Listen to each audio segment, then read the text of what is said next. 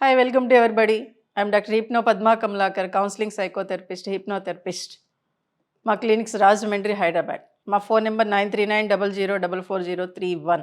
ఈ రోజుల్లో చాలా ఆశ్చర్యంగా, అంటే ఇప్పుడనేది కాదు, ఒక 10 years నుంచి 50 years దాటిన వాళ్ళు మ్యాక్సిమం డివోర్స్కి వెళ్తున్నారండి. అరే 50 years దాటిన వాళ్ళు ఇలా వెళ్ళిపోతున్నారు ఎందుకు ఏంటి అని ఆలోచిస్తే, పెళ్ళైన కొత్తలో నీతోనే చచ్చిపోతానే, మీతోనే ఉంటానండి లైఫ్ లాంగ్ అని అంటారు. అదే 50 years దాటాక, అబ్బా నీ వల్ల నేను చచ్చిపోతున్నానే బాబు, నీ వల్ల చచ్చిపోతున్నానండి, ఇలాంటి మాటలు వచ్చేస్తాయి.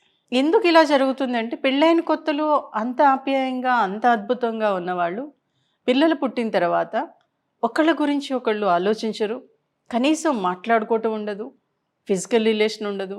నేను సంపాదిస్తున్నాను, పిల్లల్ని చూసుకుంటున్నాను, వాళ్ళని చదివిస్తున్నాను, ఇదే వేలోకి వెళ్ళిపోతారు. అంటే ఒక రొటీన్ లైఫ్లోకి వెళ్ళిపోతున్నారు.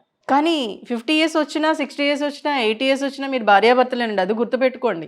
మీరు పెళ్ళి అనే బంధంలోకి వచ్చి, ఒక కుటుంబంలోకి వచ్చి, పిల్లల్ని ఒక స్టేజ్కి తీసుకొచ్చారు అంటే ఇది మీరు భార్యాభర్తలుగా మాత్రమే.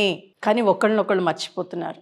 అందుకే 50 years దాటాక, 60 years దాటాక ఎవరికి వారే ఏమైనా తీరా అన్నట్టు ఉంటున్నారు. అది అవసరమా ఆలోచించండి. పిల్లలకి అన్నారు, చక్కగా వాళ్ళని పెంచారు, ఒక స్టేజ్కి తీసుకొచ్చారు, ఇంకా వాళ్ళ గురించి ఆలోచన. ఈ లైఫ్ ఒకటేనండి. కాబట్టి మీరు 50 years వచ్చినా కానీ మీ పిల్లలు చదువుకుంటున్నారు, వాళ్ళ వేలో వాళ్ళు వెళ్ళిపోతున్నారు. మీ గురించి మీరు ఆలోచించండి. భార్యాభర్తలుగా మీరు పెళ్ళైన కొత్తలో చక్కగా లవ్లీ సినిమాలు చూడండి. బాలసుబ్రహ్మణ్యం గారిదిను లక్ష్మి గారిది ఒక మూవీ వచ్చింది, మిథునం మూవీ. అది ఒకసారి చూడండి ఇద్దరూ కలిసి. అసలు ఎంత అద్భుతమైన మూవీ. ఎప్పుడైతే కాసేపు మీకోసం మీరు టైం స్పెండ్ చేసుకుంటే మీరు హ్యాపీగా లైఫ్ని లీడ్ చేయగలుగుతారు. ఎందుకంటే ఒకసారి ఒక కేసు వచ్చింది. అతను 50 years దాటిన తర్వాత చాలా డిప్రెషన్లోకి వెళ్ళిపోయాడు. ఎందుకు అంటే ఆయనకి 55, ఆవిడకి 50. ఆవిడ కోమాలోకి వెళ్ళిపోయింది. కోమాలోకి వెళ్ళిపోయిన తర్వాత ఒకరోజు హాస్పిటల్లో ఉంటే ఈయన వెళ్ళి కాఫీ పెట్టుకున్నాడు. కాఫీ పెట్టుకొని తాగుతుంటే అసలు ఏంటి కాఫీ ఇలా ఉంది అనుకున్నాడు. అప్పుడు తనకు ఆలోచన వచ్చింది, అరే ప్రతిరోజు నా భార్య కాఫీ పెట్టించేది కదా, ఈరోజు తన కోమాలో ఉంది, నేను పెట్టుకోవాల్సి వచ్చింది, అబ్బాయి ఎంత చేదుగా ఉంటుంది. అంటే తన ప్రేమతో కాఫీ పెట్టించిందనే ఆలోచన అతనిలో వచ్చింది. ఇది చిన్న విషయమే, కానీ అది ఎంత అద్భుతమైన ఫీలింగ్. కాబట్టి ఉన్నప్పుడే ప్రేమను చూపించాలి అంటారు. అందుకే ఎప్పుడు కూడా తను ఏం చేసినా కసురుకోవడం విసురుకోవడం చేసేవాడు.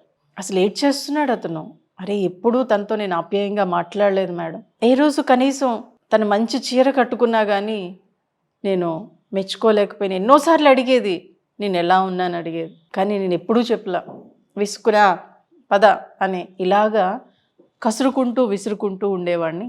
కానీ ఇప్పుడు నేను చూపించాలి అని బోర్ నేర్చేశాడు.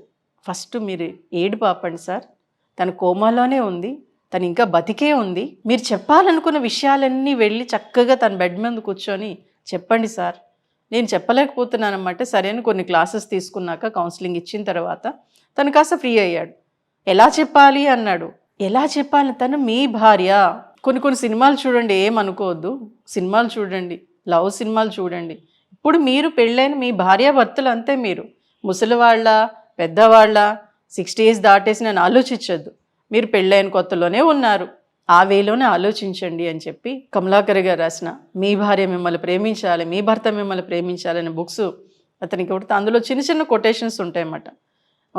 ఒక భర్త భార్యతో ఎలా మాట్లాడాలి, భార్య భర్తతో ఎలా మాట్లాడాలి, అవి చదువుతూ ఉండండి సార్ అంటే. అలాగ అతను ప్రతిరోజు వాళ్ళ మిస్సెస్తో కోమాలో ఉంటే తనతో ఆప్యాయంగా మాట్లాడడం స్టార్ట్ చేశాడు. చిన్న వర్డ్సే తన బాడీని టచ్ చేస్తూ. అలా చేసేటప్పటికి కొంతకాలానికి ఆవిడలో మూమెంట్ రావడం స్టార్ట్ అయిందండి. డాక్టర్స్ స్టన్ను, అరే ఏంటి అసలు మేము బయటికే రాదనుకున్నాం, ఇప్పుడు మూమెంట్స్ వస్తున్నాయి బాడీలో అని. చూసారా, ఆయన మాటలకి రెస్పాండ్ అయింది. అరే బొమ్మలా ఉంది కదా, నేను ఎందుకు మాట్లాడాలి అని అనుకుంటే రెస్పాన్స్ ఉండేది కాదు. అలా కొంతకాలానికి అలా మాట్లాడుతూ ఇంకా ఆప్యాయతను పెంచుకోవటం, తను లవ్లీగా మాట్లాడడం, తన బాడీ గురించి మాట్లాడడం. తను 60 years 50 years మర్చిపోయాడు. తను పెళ్ళైన కొత్తలో తను ఎలా ఉంది ఏంటి అన్నీ చెప్పడం మొదలుపెట్టాడు. అలా చెప్పేటప్పటికి ఒక 1 yearగా ఆవిడ బయటకు వచ్చేసిందండి. చూసారు, ఒక మంచి మాట, ఒక పాజిటివ్ మాట బాడీలో వైబ్రేషన్స్ తీసుకొస్తాయి. కాబట్టి 60 years దాటాక ఫిజికల్ రిలేషన్ ఉండకూడదు, ఆప్యాయంగా మాట్లాడుకోకూడదు అనేది రాంగ్. మీరు ఏ ఏజ్ వచ్చినా మీరు భార్యాభర్తలే. కాబట్టి చక్కగా రెడీ అవ్వండి, హ్యాపీగా. పూర్వం అనేవాళ్ళు పూల చొక్కా వేసుకుంటే ఏందిరా వీడు 60 సంవత్సరాలు వచ్చిన పూల రంగుల్లో పూల షర్ట్లు వేసుకున్నాడని. కరెక్టేనండి. ఎందుకంటే ఏదో నాగార్జున మూవీలో కూడా రమ్యకృష్ణ ఏదో సరదాగా చిచి ఏంటిది పిల్లవాడు పెద్దవాడు వాడికి పెళ్ళాడంటే, పిల్లవాడు పెద్దవాడైనా పెళ్ళైపోయినా సరే మీరు భార్యాభర్తలే. ఆ వేలోనే ఆలోచించండి. ముఖ్యంగా ఆడవాళ్ళకి నేను చెప్తా. ఎందుకంటే పిల్లలు చూస్తారా? పిల్లలు చూస్తారండి, పిల్లలు నేర్చుకుంటారు. వాళ్ళు కూడా పెళ్ళయ్యాక వాళ్ళ భర్తతో వాళ్ళ భార్యతో ఎలా ఉండాలనేది మిమ్మల్ని చూసి నేర్చుకుంటారు. కాబట్టి ఈవినింగ్ అయ్యేటప్పటికి సరదాగా ఇద్దరు కలిసి నడుచుకుంటూ వెళ్ళండి. మీకు ఇష్టమైన మూవీస్కి కలిసి చక్కగా సరదాగా రెడీ అవ్వండి. ముసలోళ్ళు ఏం కాదండి, చక్కగా రెడీ అవ్వండి. మీకు ఇష్టమైన శారీ కట్టుకోండి, మీకు ఇష్టమైన మీ ఆయన చెప్పండి నాకు ఈ డ్రెస్ ఇష్టం మీరు అదే వేసుకోండి అని చెప్పండి.